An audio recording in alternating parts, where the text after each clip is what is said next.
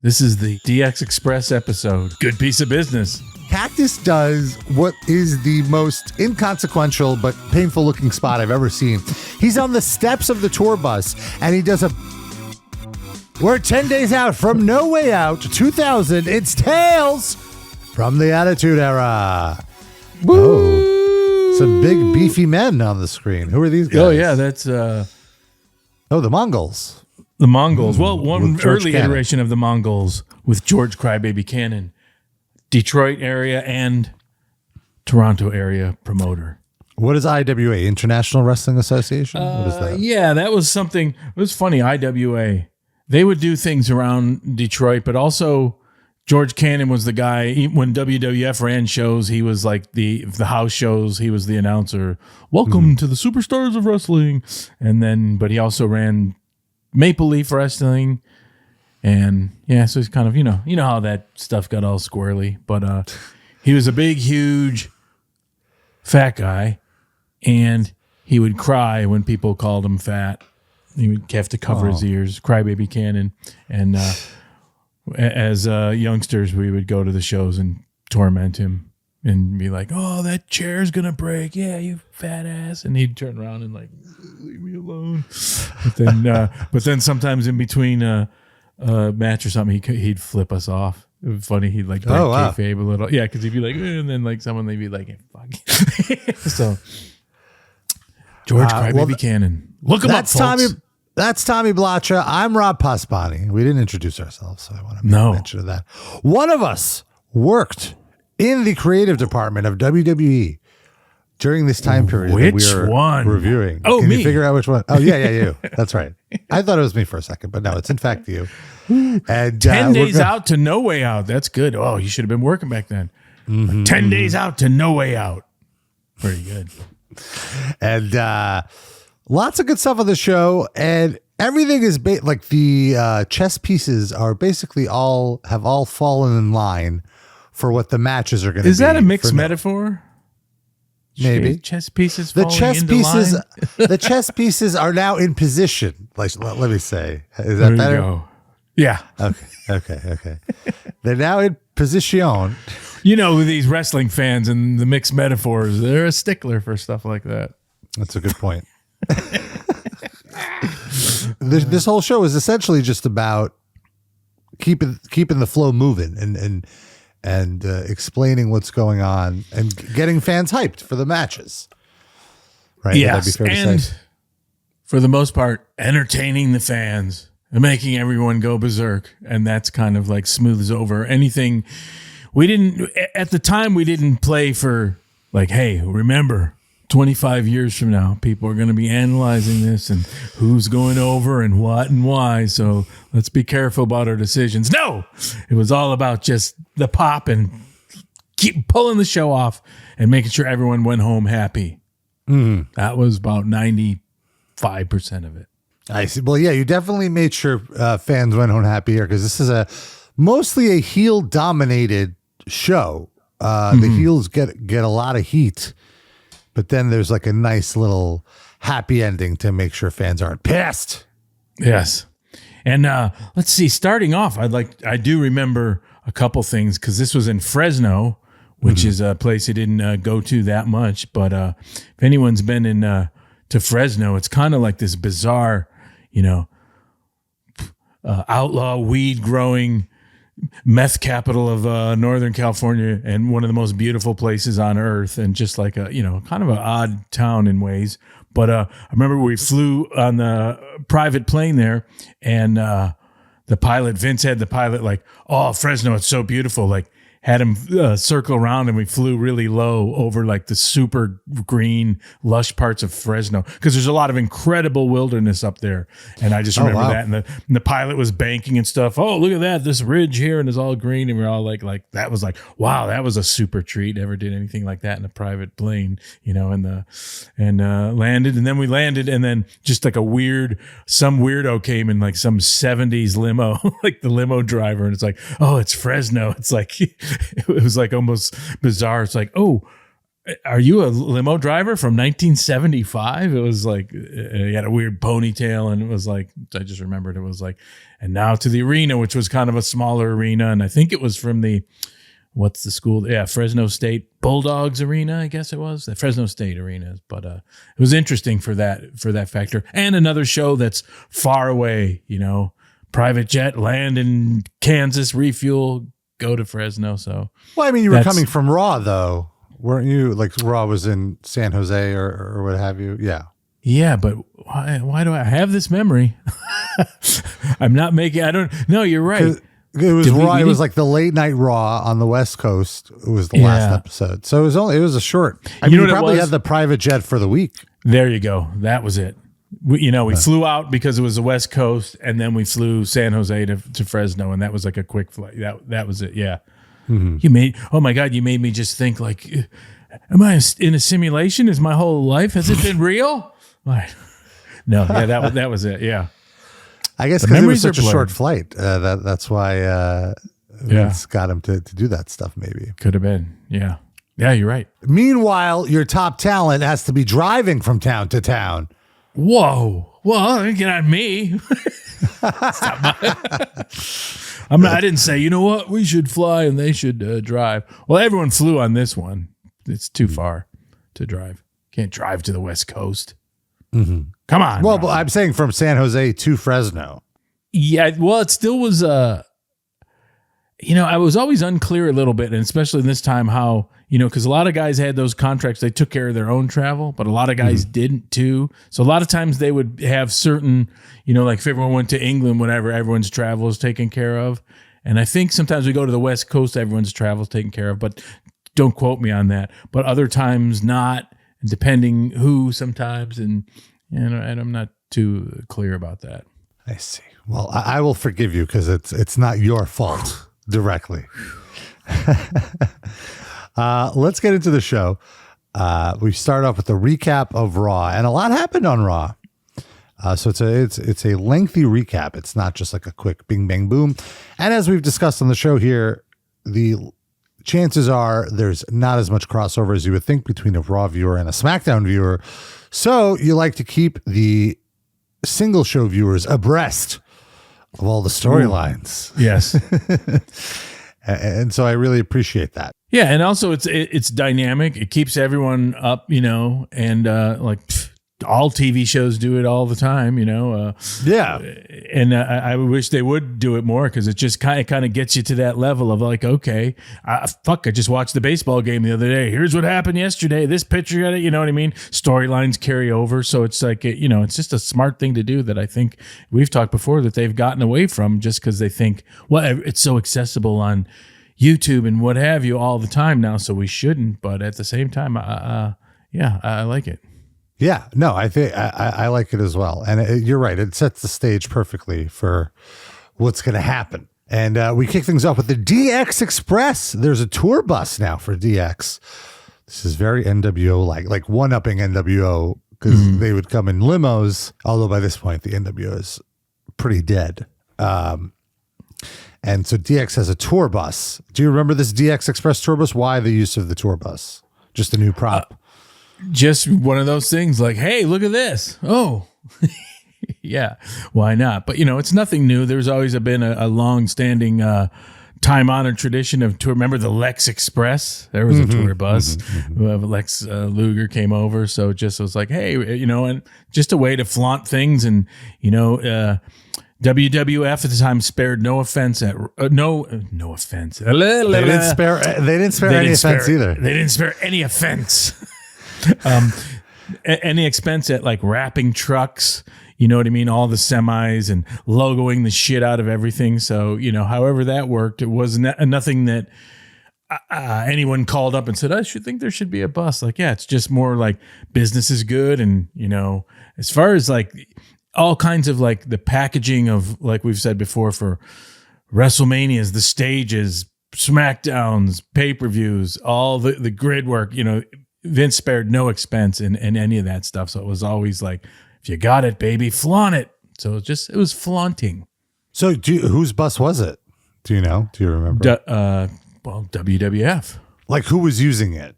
I'm not sure who would actually drive it, but probably a lot of crew got in it, frankly, to drive from place to place. It probably drove with all the, because however, there was like, for anywhere from half a dozen to more semis, it's like being on the road with a huge, like, the Rolling Stones or something, a massive rock show. So there's all these semis, so he drove with them. So I don't think, I'm not right because it looked like a kayfabe.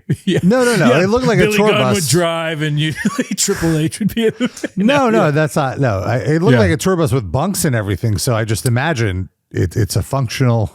Bus that's being used.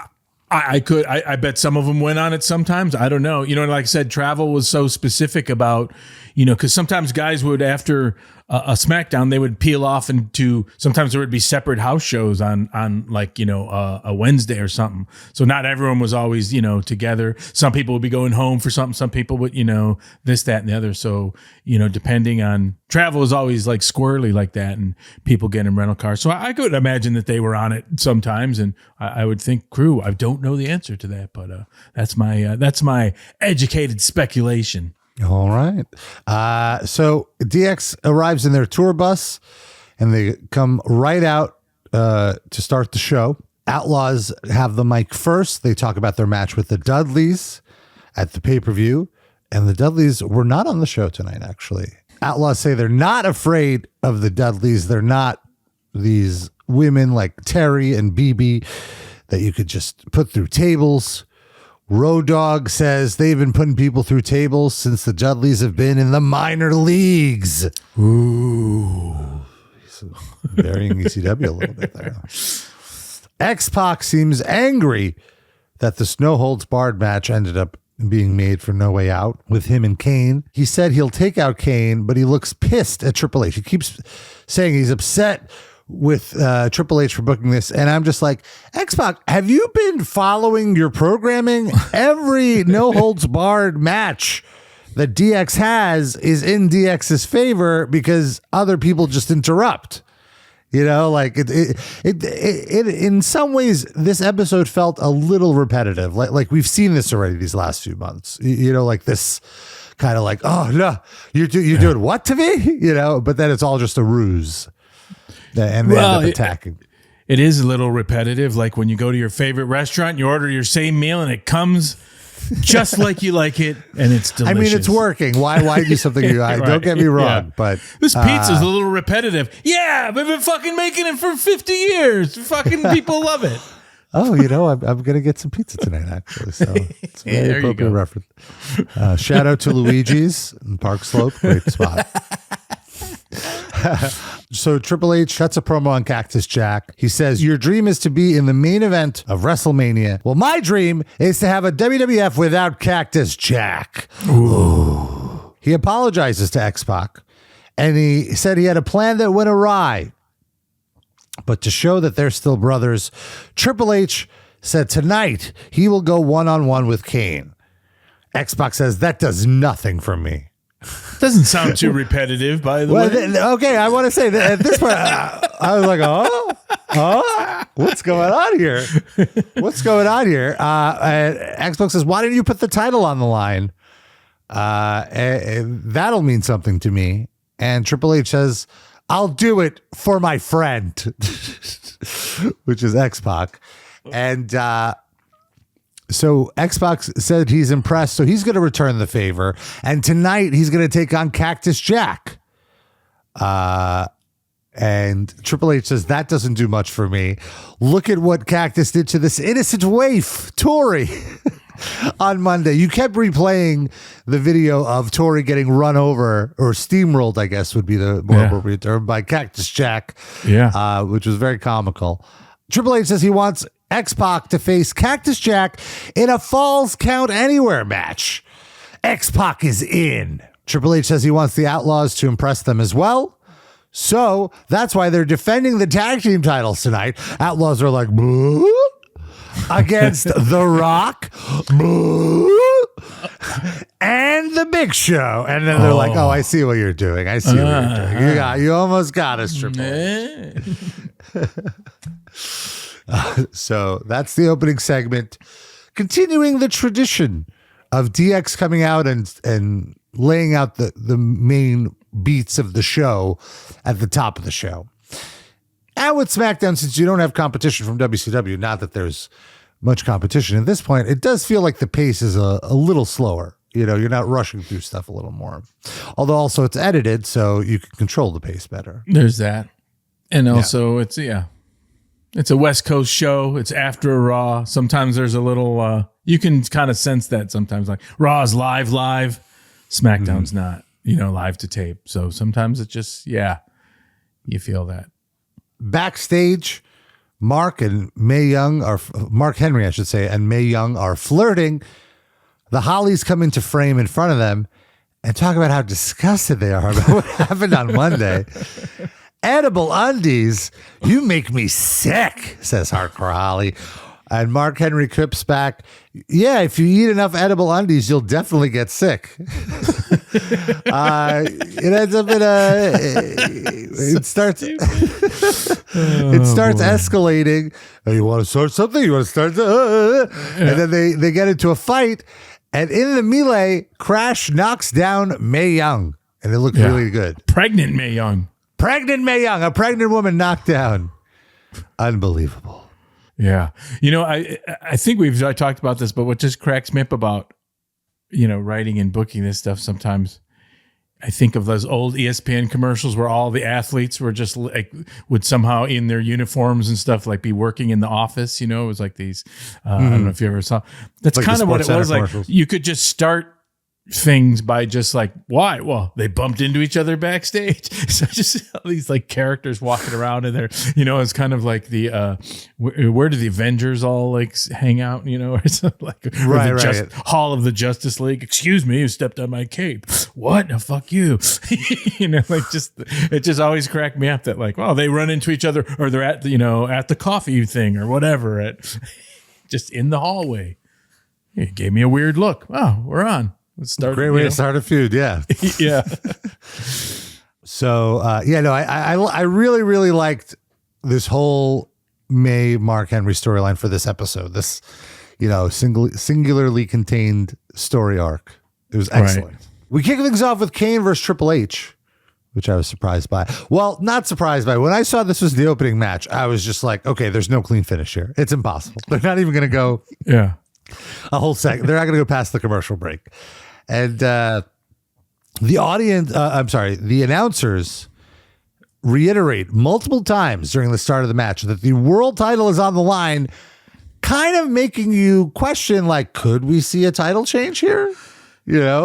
Sure. They made it seem like a big deal. Because, every one out of a dozen times, or I don't know if that's a proper number, we would do something just insane like that. Mm-hmm. Something could happen like that. So you're always like, even if you're like, well, I'm 80% sure, but that's all you need sometimes. That's fair. Yeah, no, absolutely. That's what I was thinking too. It's like, oh, it could be one of these, like we saw a title change last week on SmackDown. So who knows? Right. Announcers make sure the title's on the line, and Kane takes the whole match. Triple H is just total like Ric Flair chicken shit heel in this moment of just flailing around for Kane and making Kane look like $1 million. This is the era of Triple H work rate. I realize, like, up until he has his quad injury at WrestleMania, or like after WrestleMania, a year or two after this, I think it's like this is the best work of Triple H's career. He never topped this moment. Yeah, I would agree with that. Yeah. In terms of like how he always had good matches, always makes his opponent look good. It's always gripping. Understood the business, went out there like, and especially with Kane, like, who doesn't have a problem selling all day for Kane, and then also like, right. And the biggest thing too, that in my mind, like a lot of the great ones is like, you got to be entertaining selling, if you can be entertaining selling, you're always getting your shit in no matter what, as they say.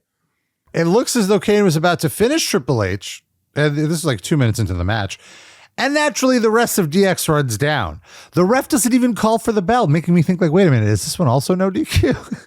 But no, it's just, the match is over before it even starts, 2 minutes in or whatever. I liked how they did this. So all of DX is attacking Kane. Then X-Pac grabs Paul Bearer and drags him outside the arena. There's this pathway that you figured out from the aisleway that will get you to an exit into the hallways of the arena. That'll get you right to the back parking lot where you do bits throughout the night. Bits? So, or segments. Vignettes? Segments? Vignettes. And so X-Pac drags Paul Bearer to the outside, and this obviously makes Kane follow. And then both of them get attacked and ambushed, and the DX Express, the tour bus, is out there, and they open one of the luggage compartments under the bus, right. And they chuck Paul Bearer in there. Yeah, and then Kane tries to get him out. Business. And then they chuck Kane in there. Yeah, and they lock them, and then the DX Express drives off. Where are they taking them? They're taking them to the basement in Saw, probably, right? Yeah. Or no, I don't know. Or a local Fresno graveyard, or some mad Vietnam vet who grows weed up in the hills and he's going to torture him. Who knows? Maybe they're taking him to Big Show's mama's house. Yeah, there you go. Yeah. No, she's in Worcester. Anyways, Worcester, Mass. But it's a long drive. Oh, who knows? But it's a tour yeah, bus. what would call this a schmaz plus? Well, it's a schmaz, or your crummy ending, non-clean finish. It goes to a point visually and, dynamically, like, well, at least they're not just like powdering out of the ring and whatever. They're like utilizing a beautiful new custom bus and throwing some participants in the luggage rack and having them drive off. That's more. That's, it's not a clean finish, but does it just get into the dumpster of crummy clean, non-clean No, finishes? I like this arc for like the theme of this episode.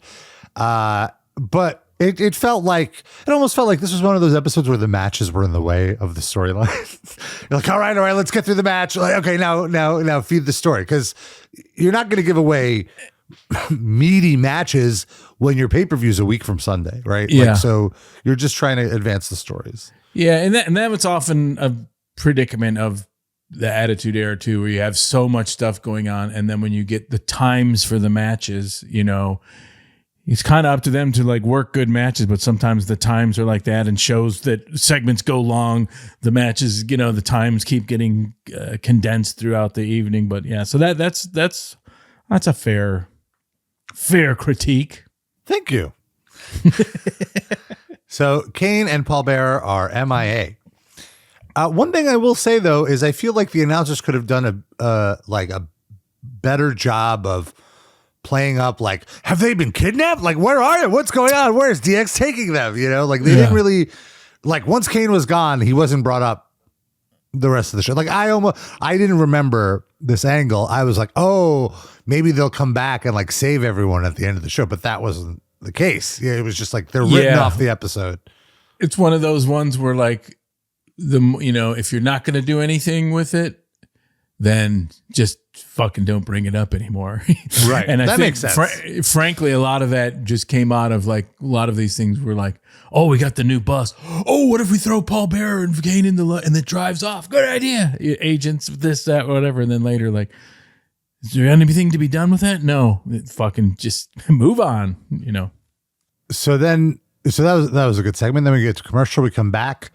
We have Kurt Angle coming out. Another great promo from Kurt Angle. And by the way, I want to mention, we've been talking about what a great promo Angle is. Somebody posted, or actually our friends at On This Day in WWE posted a excerpt recently from Kurt Angle's book, where he talks about how it really took him a little bit to get used to getting these negative reactions, and how the creative staff wanted him to play into it. And they were worried. We were in Pittsburgh a few weeks ago. We talked about the match with The Rock, and he had that promo with Mario Lemieux, and he was worried he was going to get booed, or the WWE staff was worried he was going to get booed. So they asked him if there was anything embarrassing that they could play beforehand. And he said, oh, well, there was this like really bad pizza commercial he made for a local shop in Pittsburgh after the Olympics. And during one of the breaks, The Rock came out to the audience and played the commercial to mock him. And he said that he's genuinely embarrassed by the commercial, but understood why it would have made sense to air it. And I thought that just shows how much he got it right away. Oh, yeah. And so you were saying actually the staff was afraid he was not going to get booed because he's in Pittsburgh.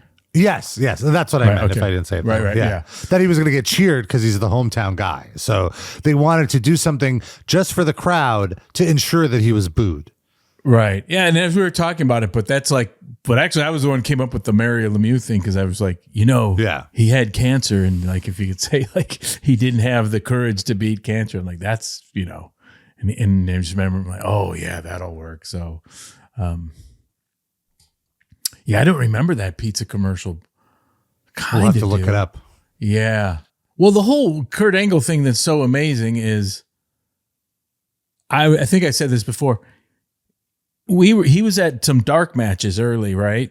And kind of talking like, whoa, what do you think of, Kurt Angle? And it was kind of like, oh, he's, look, he looks incredible, Olympic hero. But, people were like, whatever, dark match. And it was kind of like, yeah, as often is with like some really like world-class athlete that might come in and do it. It's kind of like, well, what is he gonna, I don't know. Is he going to get over? It's not about how good he is sometimes in the ring or whatever. And still he was considered sort of green in the professional wrestling ring. And it was kind of like, oh, is he going to be Bob Backlund 2.0? I don't know. But once someone, and I never even know who, made the video of him talking about, the three eyes. And I think he was in that video, and just the way they played it, immediately I thought like, holy shit, he's over. He's so conceited and like vapid in that one like promo vignette, just like with the background.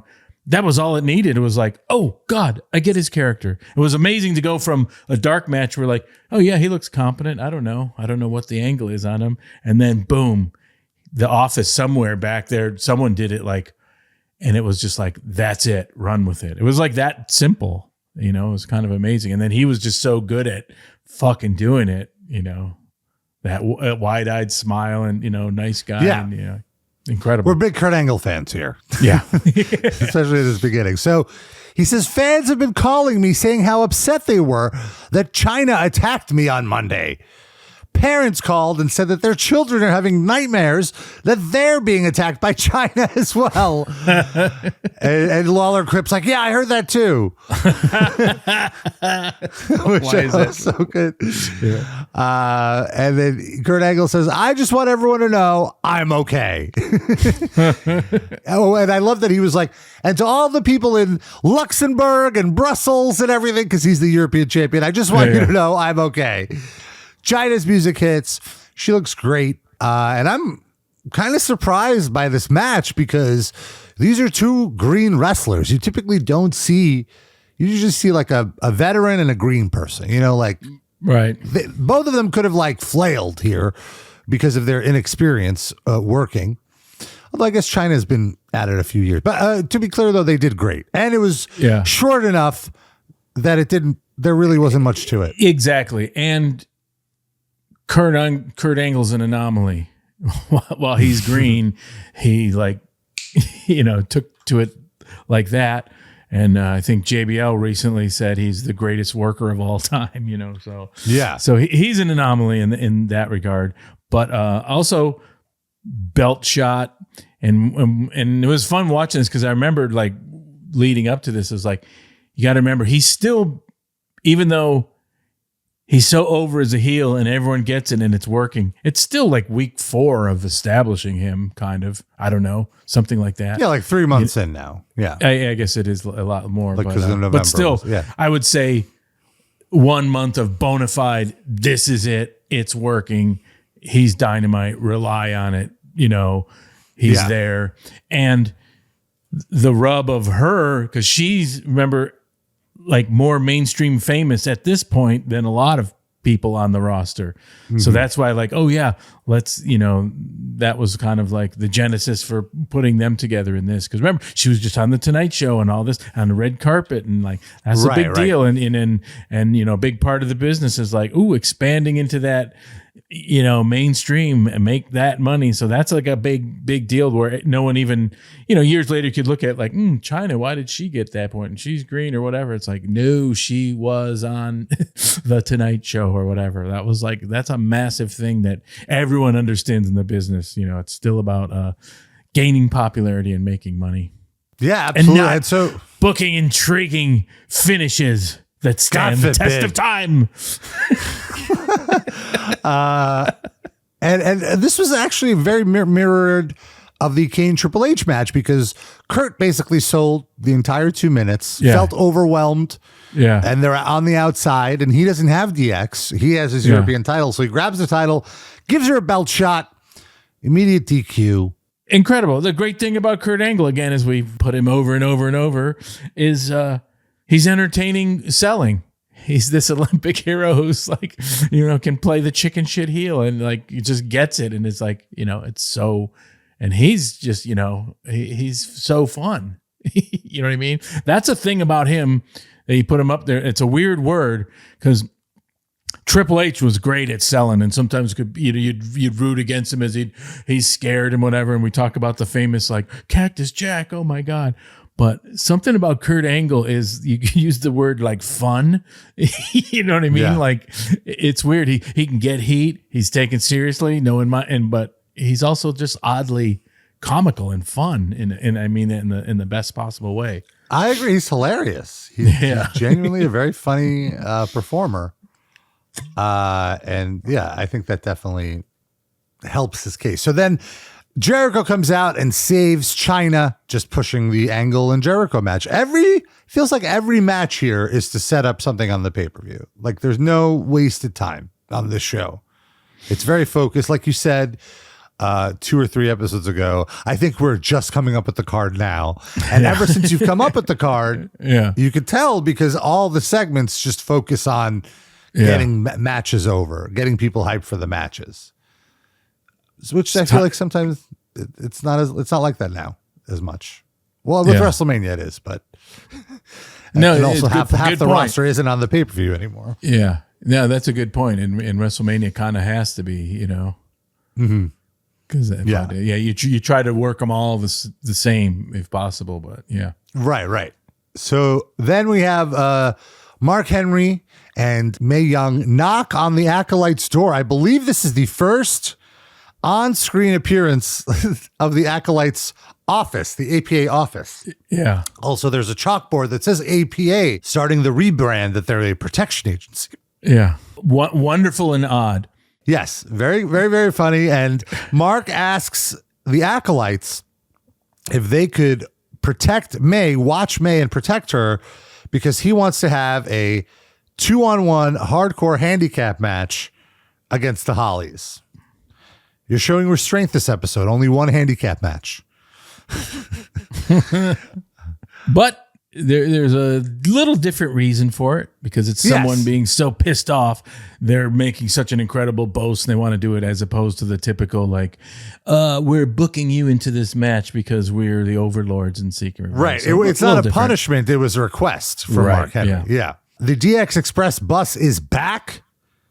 I was wondering, like, is Kane here? Like, a lot of intrigue here. Who's on the bus? Mae is back with the APA. They're playing poker. She asks if she can play as well. They ask her if she has money, and she whips out a giant wad of cash, and they were like, "Come on in, let's play." Again, just so fun. Like, this is like an old school trope that's been in movies and TV. Like, oh, the newbie.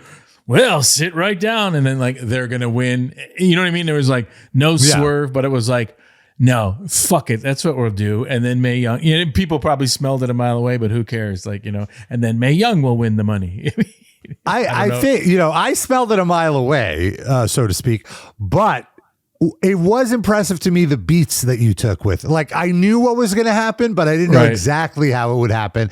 And that's where the fun of it was, where she requests the cigar. She's like drinking, like she's one of the boys. And they're all so good. And Ron Simmons is so good at being like this, like he could have been on set and on The Odd Couple or whatever, and do his take of like, oh, look at that money. They're just so funny, like, ooh, money. Yes, of course. Sit down, We're playing. It's just like, oh, yeah, perfect. It was like always like, yep, got it. Moving on. Got it. Moving on. Amazing. Right. And those look like they took 1 or 2 takes at most. There's nothing. Yeah, there's nothing there too complicated. So we have Tazz come out for a match, and it's he's not. Here, we're one pay-per-view later. It's 4 weeks in. He's not slotted in any program. And like we discussed, I think the Radcialz showing up 2 weeks after his debut kind of cock-blocked him a little bit. He's a little bit of a forgotten guy right now. And also, there's some language here which I feel is a little dated, like Lawler calling him a street thug. I don't think you could get away with it. Not that you can't get away with it. It's not like edgy. It's just like a little problematic, I think. Yeah. Well, yeah. But for the time, it's fine. That's his take. He's from... He faces Gangrel, and what's notable about Gangrel is Luna is no longer with him. And as you've been hinting at and suggesting, she did have some backstage issues, and by this point, she had been released by the company. Yeah, she got released. I don't know what it was. I know it was an incident. And, she's got to go. That's what it was explained to me by someone. It was like, there was an incident, and it's, you can't get back from it, and she's got to go. So it was serious or whatever. And, it's a drag. Recently, like, her release letter surfaced online, and it was basically like a 90-day release, and they were going to pay her downside guarantee for those 90 days, which was $500 a week. Which, I don't know. Yeah. Before I comment, I don't know the ins and outs of that, and I'm certainly not defending the possibility of terrible chicanery, financial or otherwise, of any wrestling organization ever. Mm-hmm. But that letter, I don't know exactly the ins and outs of it, and how or if it's fairly or authentic. unfairly she was treated. I can believe a lot of things, but I just don't know exactly. Yeah. If that is not a smoking gun, put it that way to me. No. Yeah. But taking inflation into account, that would be $945, almost $1,000 a week, which right. You're very much like a politician or a reporter. They're like, no, it's not a smoking gun, but I did do. What about this? But I do want to just take yeah. I mean, it's not a critique on you. You're not the one who negotiated her contract. I know. I'm just saying how, like, if you're not on screen and working, you're not making money in WWE at this point. This is true. Whereas I feel like nowadays it's the opposite. Everyone's just on a guaranteed contract. It doesn't matter how many days you're working. The whole business has changed in that regard. Right. Yeah. For the better. Quick match. Tazz wins with a Tazz mission. In some ways. Oh. I mean, for the talent, I feel it's better. Not like audience wise, maybe not. Overall for the talent. Yeah. I would say probably, there's less, horrible things, but yeah. I think so. Yeah, I don't think I'm not qualified to speak on it. Put it that way. I really don't. All right. Yeah, we'll move on then. Cactus Jack backstage interview. He is so on top of his game in this moment that like every interview that he does for this match could be for another person's career an all-time promo. It's such a great promo that I'm sure he took. I mean, I know I don't want to discount how much time he took, but it just seemed like, this isn't one of his greatest promos, but even his middle of the road promos are excellent. He's dialed in, Yeah, totally dialed in. That's a great way to describe it. The way like Dusty Rhodes used to be dialed in. Didn't matter. You know what I mean? Mm-hmm. And right. And he's like, he's just this blend of like insane and like, off the wall, odd, but also very, you know, this weird reputation of like very smart. You know what I mean? Yes. The New York Times bestseller, and like, ooh, so that kind of like puts him up. I'm like, who's this weird slob, insane boiler room match, fucking Manson-esque goofball who's but like, oh, you got to watch because he's, you know, he's articulate, you know, and he weaves that in, so that makes him like cut above, I would say. Absolutely. He says he can't guarantee a win in 10 days at No Way Out, but he can guarantee it'll be a crazy match, and he can guarantee that Triple H will feel pain, which I like. It's pretty good. It's the old Bruiser Brody thing. Bruiser Brody always said, never guarantee anything that might not be delivered. In other words, never guarantee like, and I will win the championship, and I will, you know, get the 1, 2, 3. He was like, never say that, but you can always say, but I guarantee there'll be blood, or I guarantee you will, you know, suffer, or, you know, well, things. That's a great point. Yeah, he's basically telegraphing he's not going to win. In the sense, not that you didn't know this, but right.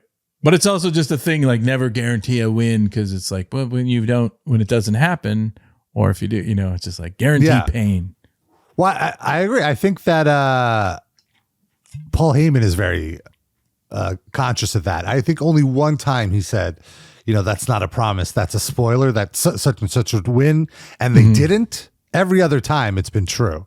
Yeah, I think because the only reason he was allowed to get away with it that one time is because the 10 times before, right, it was a spoiler, you know. Right. Back at the poker table, May wins a hand. And the Acolytes were like, whoa, what the fuck is going on? How did she do that? She's ready to play some more. And they're like, all right. I love these interstitials during this era. Like, this is a great way to break up the show, make it not monotonous, but also not formulaic.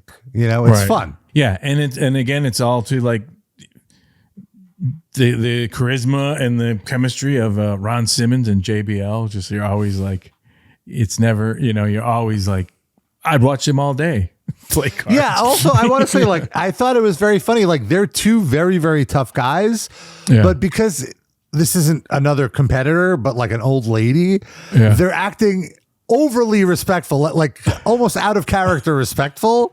And it adds so much comedy to, like, because they're not going to give her the clothesline for Fallon, right? Right. Yeah. So it makes it even funnier that these big tough guys are like, well, all right, I guess this old lady's kicking her ass. Yeah, and also that weird, just like I said, that trope of Ron being extra friendly because some sucker's going to sit down and lose money. Like, right. Yes, let me sit right down. Well, please, yeah. That old trope is great with them.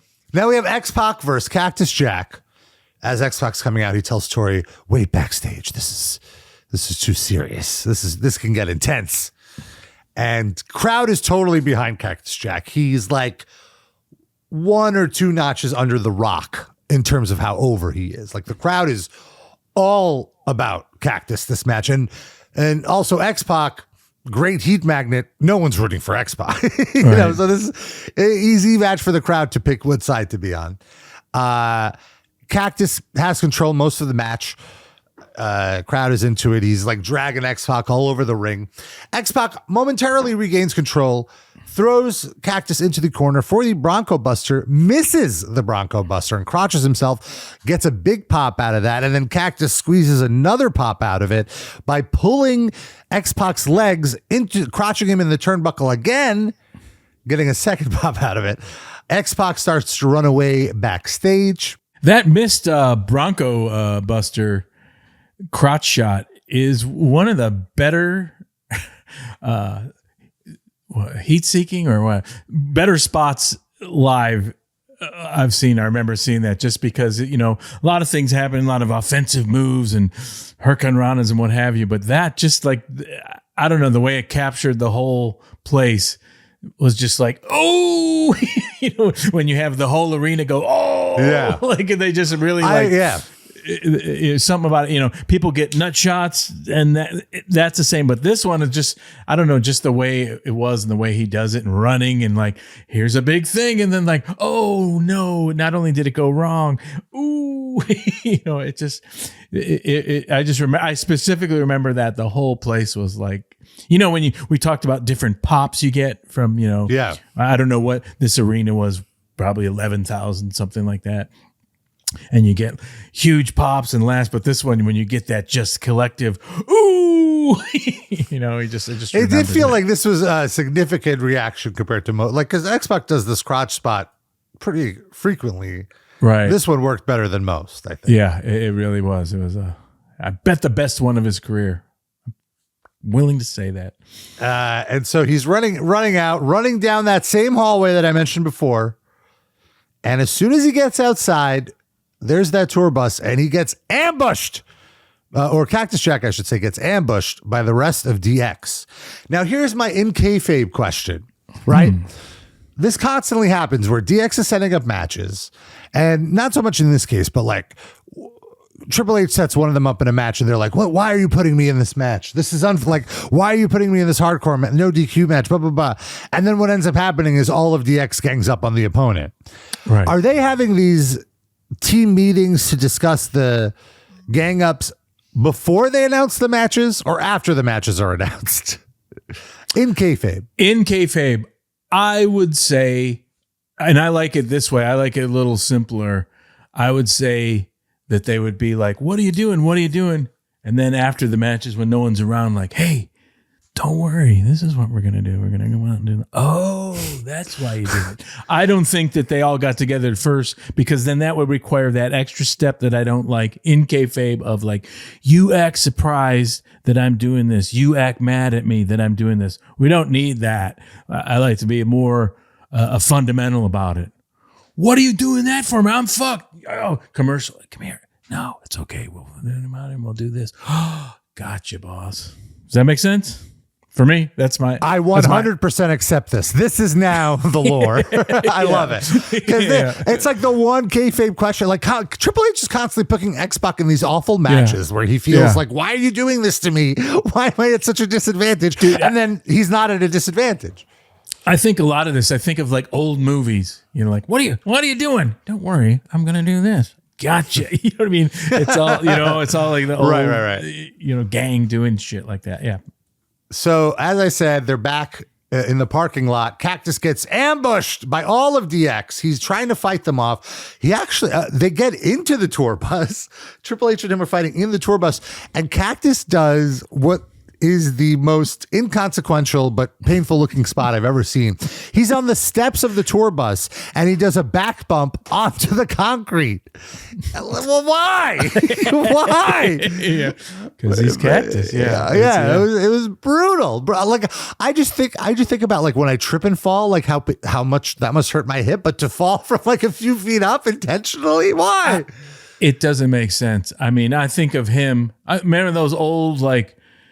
Gosh, when ESPN used to do AWA, he was Cactus Jack, I think, and just like gratuitous, like at the Showboat, like the place didn't even, it was like on ESPN at like, 1 a.m. Yeah. Cement backdrops, like all the time. Yeah. Just doing those elbow drops from the apron too. Yeah. Just like that, just part of the MO. Like it seemed almost like, oh yeah, I would never want to think that I'm not going to do it. Yeah, doesn't make sense. So then they end up throwing him in one of those luggage storage boxes under the bus, and they drive off again. Yeah, he's probably going to hang out with Kane and Paul Bearer at this wherever they're taking them. That tour bus they got the money's worth. Got to write it off on the taxes, customizing that thing, right? Yeah. Road Dogg quips, "There's no way out." Ha ha. Yeah, that was a very good heel line. Next match is Malenko and Saturn versus Too Cool. And one thing I want to mention, watching the Radicals wrestle these last few weeks, is I've almost forgotten, and I want to say almost because it's not like I didn't know, what a great wrestler Dean Malenko is. He has like all these little details that he does that no other wrestlers do that I'm like, wow, he's good. Yeah. Like one thing I noticed a few weeks ago when they had that attack on Cactus Jack, he did a suplex on onto Jack, and then that would set up the top rope headbutt that Benoit did. After he suplexed him, he held on to him on the mat and did like a rolling thing to get Cactus into position while holding his head. And I've never seen that before on pro wrestling. Like, that's an amateur wrestling move on pro wrestling. I love it. So Dean Malenko is great. That's my my phone rang. Box. It's Dean Malenko. Oh, he says thanks. Oh, yeah. You're welcome. Yeah, no, he's got that body too, that like his back, like his posture's always like his balance, you know what I mean? The way he does things, like any kind of like spinning toe hold, his back is always straight. You look at him, he's like fundamentally perfect and doing all these like every move. It's kind of amazing. And not to take it, Saturn, an equally very impressive wrestler. I loved the Eliminators in ECW, and he's really, really great. So this was my work rate match of the night. It's Malenko and Saturn against Too Cool. And look, Too Cool, Brian Christopher, Scott Taylor. Is this the castor oil work rate match of the night? Who's the sponsor of this? Again? It's the 1-800-COLLECT match of the night. Or work rate match of the night. Work rate match of the night. Yeah. It's interesting because it's a mix of styles. Scott Taylor and Brian Christopher, of course, do the Memphis style more, and these guys have a more aggressive kind of style. So it was interesting to watch, but all of them know how to work. So it was great. That's why it's the work rate match of the night. Exactly.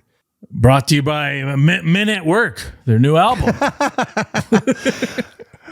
The whole match builds up to the Worm. The Worm is the big spot of the match. And it had the biggest pop of the match. And as soon as Scotty hits it, ref gets distracted. Eddie runs down. He's in his gear, which is interesting because he's still injured. He still has that elbow injury. And he hits Scotty with a pipe.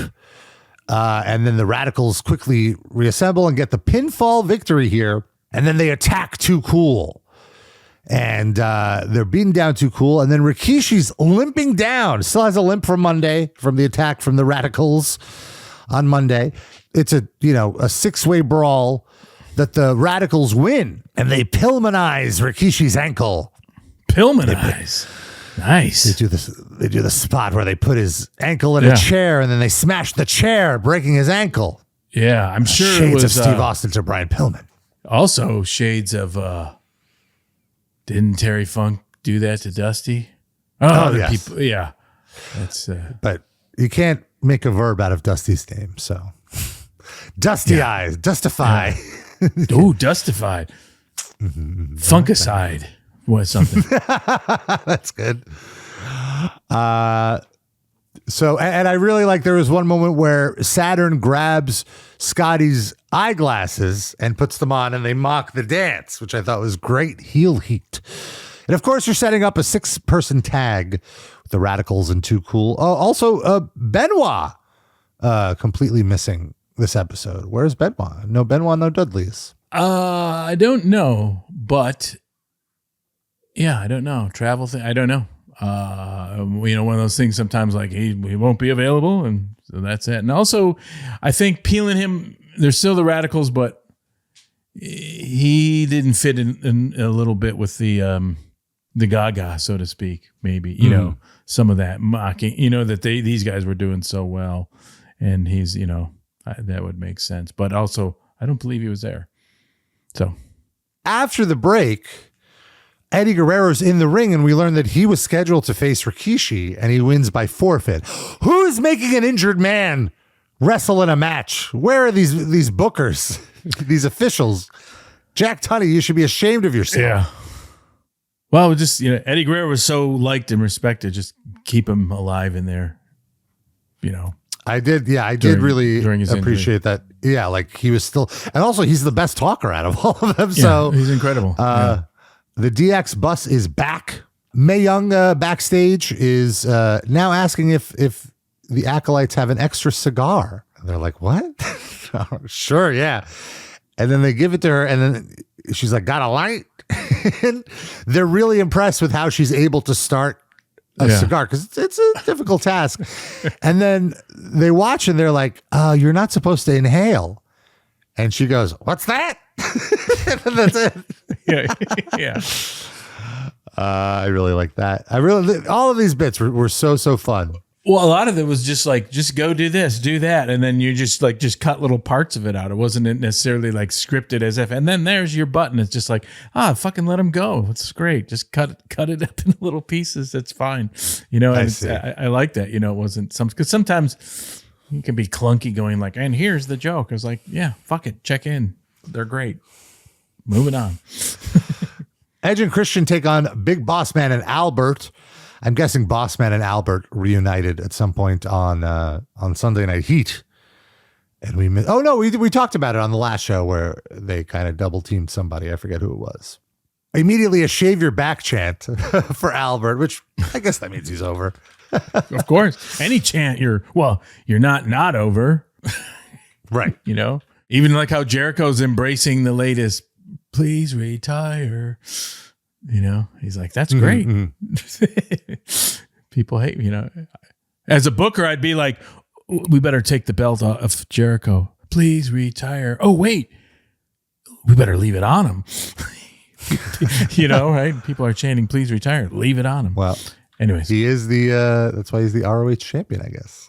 The bookers at AEW agree with you. Quick match ends with Christian going for a sunset flip, Albert trying to hold on, Boss Man trying to keep him standing, and Edge does a top rope drop kick, knocking Albert over, getting the quick pin, and then Edge and Christian get annihilated by Albert and Boss Man, maybe setting up a match for the pay-per-view here, trying to give Edge and Christian a bit of a rub while they don't have a tag match since that's the Dudleys. So they're left laying. I missed a May segment. May wins another round. She asks if they have any extra beer. APA says she shouldn't drink. She's pregnant. She says, one beer won't hurt. And then we come back. She won all their money with the straight flush. And then they have a line. You smoked all our cigars, drank all our beer, and took all our money. What else could you possibly want from us? And then she's like, I'll tell you. You can have all your money back. Just come with me. They're like, oh, okay. Then we have the Hollies versus Mark Henry, and you basically know where this is going. What I found interesting about the match, though, is Mark Henry was not in peril. Mark Henry was holding his own against the Hollies, and then all of a sudden May runs out, and she's like, calling out the cavalry, and it's the Acolytes who run down and beat the crap out of both members of the Hollies, and Mark Henry's just standing in the corner confused, like, what's this about? Like, I don't need this. I have this one. I think maybe the thinking part of it was, well, if the Hollies are doing a number on Mark Henry and the APA comes on, then they should be equally fighting, so to speak. Where if Mark has the advantage, it's easier for the APA to come in and just hammer the Hollies because they were already in a position of selling, and that would, if that makes sense, as that does make sense actually. Yeah. In a way, it makes the Hollies look less weak. Yeah, because they're already in peril. Yeah, and also it's like it's not a fair fight because Crash Holly doesn't count as a full person, right? In kayfabe. And just the fun of the ramp here, and the the fucking APA with Mae Young coming down the ramp, like, okay, that's good. Yeah, that visual was hilarious. It was so good. That'll work.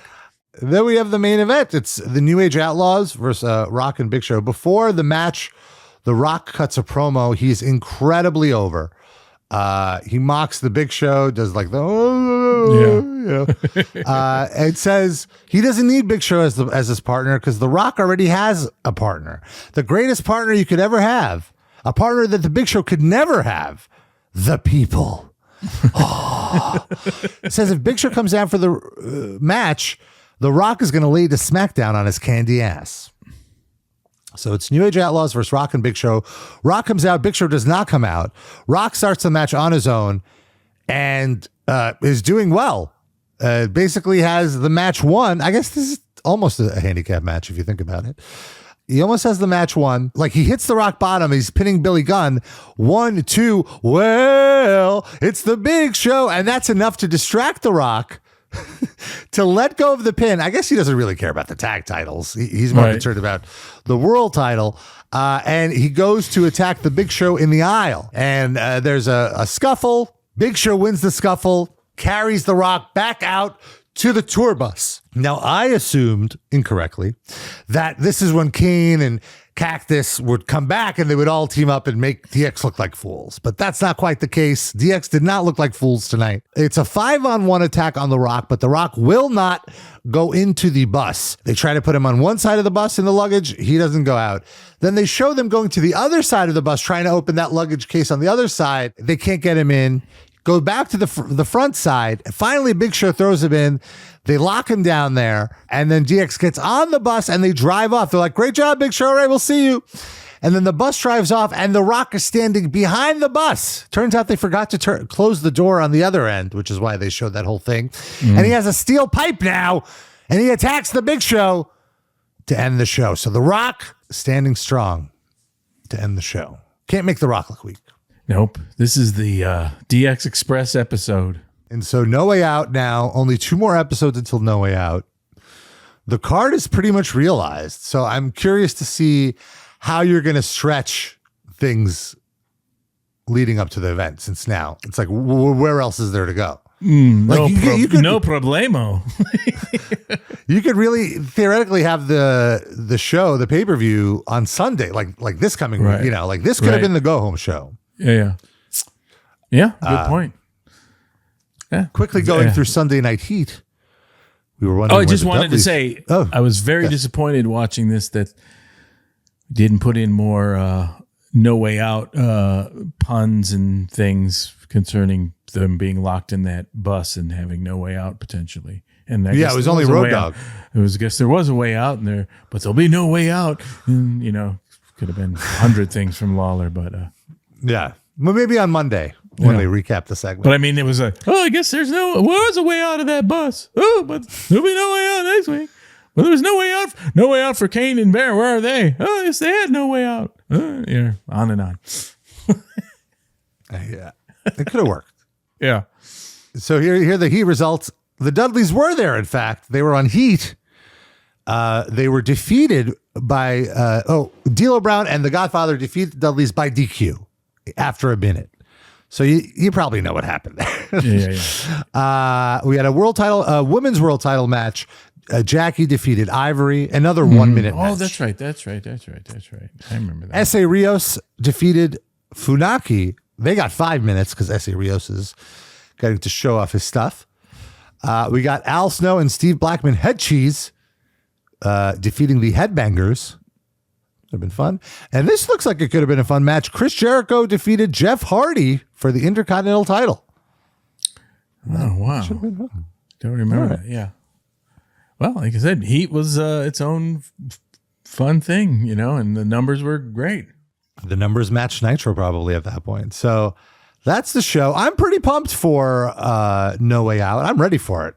I'm curious how much more interest can I have in these next 2 upcoming episodes? I guess we'll find out. We'll find out. It's great because I got to watch them because I don't remember a goddamn thing right now in my mind. Yeah, I don't even remember, honestly, what happened. I remember what happened in the main event of No Way Out, but other than that, not much memory of what went down. I guess that's why we're doing what we're doing. Yes. And you will join us here, and thank you for joining us as always. Yes, we're Attitude Era archaeologists. Bringing up the old gems, dusting off the hieroglyphics and reinterpreting them for the modern mark. Oh. And thank you as always for tuning in. And we're going to get out of here, folks. We'll be back next week recapping the next Raw, the Go Home Raw to No Way Out. Of course, I'm not sure if the Mongols will be here, but maybe in spirit. You can, of course, always shoot us an email, tftattitudeera@gmail.com. Please follow us on social media, TFT Attitude Era on Instagram, on Twitter, on TikTok. Please. Yeah, please, we beg you. And until next time, we'll see you on Tales from the Attitude Era.